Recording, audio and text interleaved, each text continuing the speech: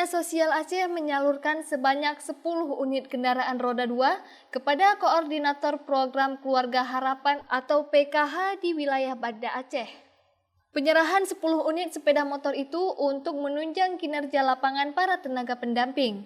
Kepala Dinas Sosial Aceh, Devi Riansyah, yang hadir saat penyerahan mengatakan kendaraan roda 2 tersebut merupakan hasil pokok pikiran atau pokir anggota DPR Aceh.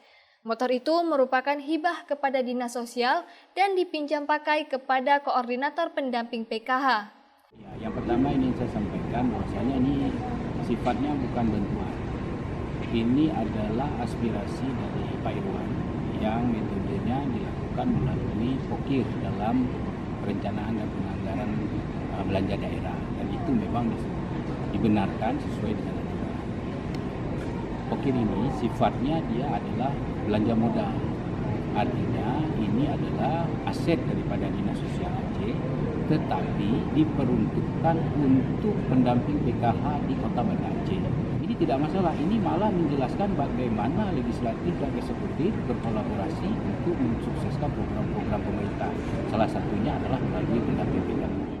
Sementara itu, Irwan Johan menyebutkan angka untuk mengadakan 10 unit tersebut senilai 250 juta rupiah yang bersumber dari pokok pikiran tahun 2023. Ini penyerah terimaan 10 unit bantuan dari pemerintah Aceh melalui Dinas Sosial Aceh kepada 10 koordinator PKH atau Program Keluarga Harapan di Kota Banda Aceh, yaitu masing-masing mendapatkan 1 unit sepeda motor untuk menunjang kinerja mereka di lapangan. Jadi total jumlahnya hari ini kita serahkan 10 unit, 1 unit untuk koordinator Kota Banda Aceh dan 9 unit untuk koordinator di setiap kecamatan, karena Banda Aceh wilayahnya semua total ada 9 kecamatan. Total anggaran melalui pokir saya di DPR Aceh di APBA Perubahan tahun 2023 ini kita anggarkan 250 juta dan alhamdulillah bisa untuk mengadakan 10 unit sepeda motor untuk teman-teman PKH Kota Banda Aceh. Kami di Kota Banda Aceh sudah berjalan selama hampir 9 tahun.